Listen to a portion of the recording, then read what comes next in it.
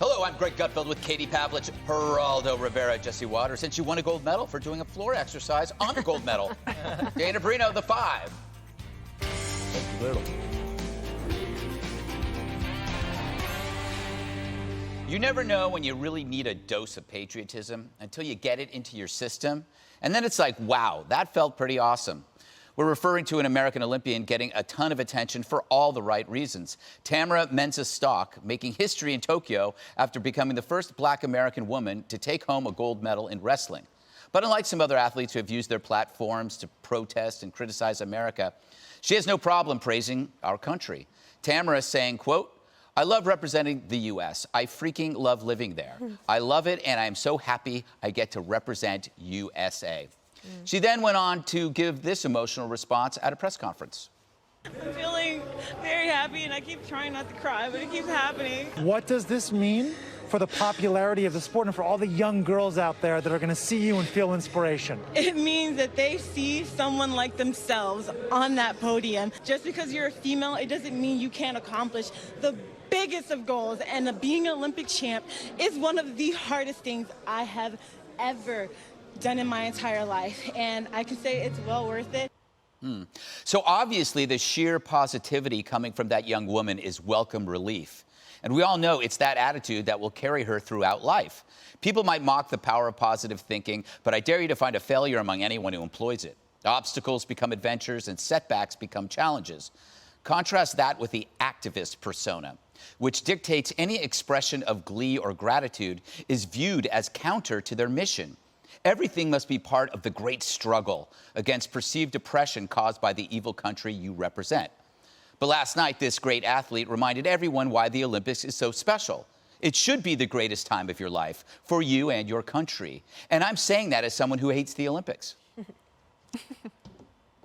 I'll just stare. So, Katie, now that's like old school Olympics, like you remember growing up. Happy athletes, happy winners, patriotism. Everybody's adorable. I just love the wholesome goodness and gratitude that she showed to her coaches, to her own hard work and her work ethic, to her ability to take on challenges and overcome them. I feel like we live in a time now where people think taking away challenges is beneficial to people, when really challenges allow us to overcome adversity and achieve great things. I love that she's a small town gal from Texas, and her dad is an immigrant from Ghana who came here somewhat recently and believed in the dream of America for himself and for his family. And to watch his daughter take home a gold medal to represent the United States of America is amazing. And I think it is what everybody really needed. And I just love everything about her. And I hope that she gets to go back again. This was her first Olympics. Also impressive to go in and win gold the first time. So congratulations to her, and thank you for giving us all some optimism and gratitude. Something fun to talk about, Jesse, isn't it? Does it strike you as sad that she's accomplished more in her short life so far than you will in your entire life? She doesn't have a #1 bestseller, does she? That's what I wanted you to say. She will. That. Maybe she will. And I heard she might be doing a little Fox in a few days. I can't wait for that interview. Yeah, I'm excited. Tomorrow morning, she's going to be on with me on America's Newsroom tomorrow. That'll be 1 o'clock in the morning there it in is. Tokyo, but we're so excited to have her for sure. Well, I'll be watching that because she is just brimming with exuberance, and it's contagious for anybody that watches that.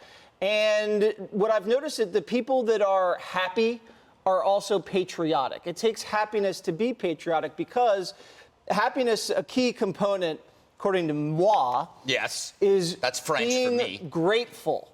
Yes. And when you're grateful, you're living in the moment, and you appreciate the blessings of everything around you. And there's nowhere where the blessings are as plentiful as the United States of America. So people that are grateful express that, and that's inspiring to other people who are watching at home. We don't want to feel guilty when we watch the Olympics. We could just watch CNN if we wanted to feel that way. Did you notice how this story, a Black female gold medal winning wrestler, hasn't been covered on CNN and MSNBC or CBS? Now, why do you think that is? She checks all the boxes. She's Black, she's female, gold medal winner. One box she doesn't check. She's not patriotic. So they can't put that story on because that story doesn't jive with what they usually sell. She is patriotic. They sell the story of Black athletes who are unpatriotic. They sell stories of Black athletes that maybe didn't pass a drug test. This story's not that. This is all beautiful, all patriotic, and they're not sharing that with the audience, and that's something to think about. And why hasn't Joe Biden been saying anything about the Olympics? Why is that? If President Trump were president right now, he would be tweeting, he would be galvanizing us to watch, it would be unifying. He'd be like, on Twitter, big win for the female rowers in Tokyo, the precision and beauty and power that they dipped those oars into the water. They will have a big celebration back at the White House with the also beautiful First Lady, Melania. Go USA. He would know the medal count, for sure. He would know the medal count, just like you know the medal count. That was almost verbatim of what he would write. Were you writing them for him? Yeah, that was Scivino. I was deeply impressed. Geraldo, she reminds me of Mary Lou Retton. Remember her? Sure. Perfect 10.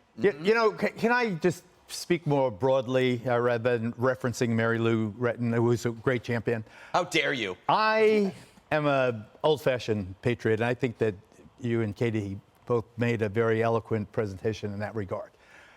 I also believer in the First Amendment. I think that people have the right to protest. They can use any platform that they have access to. They can, they have total freedom of speech. But I, as an old-fashioned person, you can tell by my mullet, I really feel that the Olympics is not the appropriate stage to be negative about your country.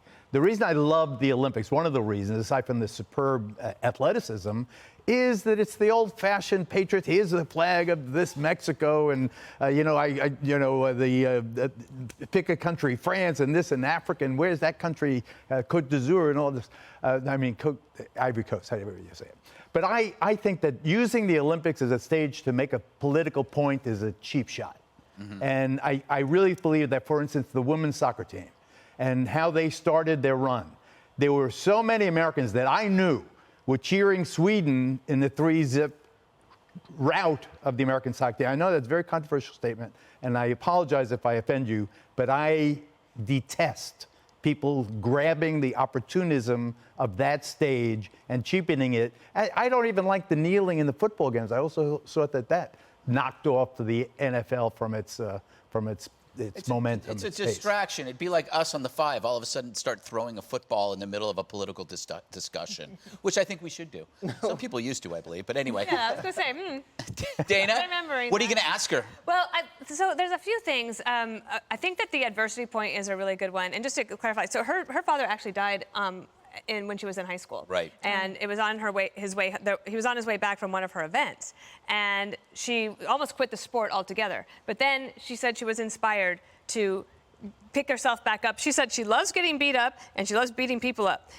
But then she also talked about how nervous she was. She tells her coaches, I'm nervous, I'm scared, I'm freaking out here, help me out. And so somehow she's able to take all of those nerves and all of that anxious energy and transform it into something that is absolutely incredible. She knew how to bite the medal. That's the move. She knew how to bite the medal. The other thing is, with her prize money, she's going to buy her mom her mom's dream, which is to have a food truck. Yes. I think she should call it Gold Medal Barbecue. Oh, nice. Because apparently, Greg, it's barbecue that she's a specialist. Well, she's Texas. I mean, it's got to be barbecue. It's gotta be I mean, barbecue. what else is it going to be? It's not going to be a sushi truck. Yeah. So. But that would be my dream, to own a barbecue truck. But I wouldn't have any customers. You wouldn't, but she's going to have a lot of customers, and anyway, it's going to be great to talk to her. She is fully her authentic self, and I think all of us could learn a lot from that. Excellent. Well, that was fun. Hey, Sean Hannity here. Hey, click here to subscribe to Fox News YouTube page and catch our hottest interviews and most compelling analysis. You will not get it anywhere else.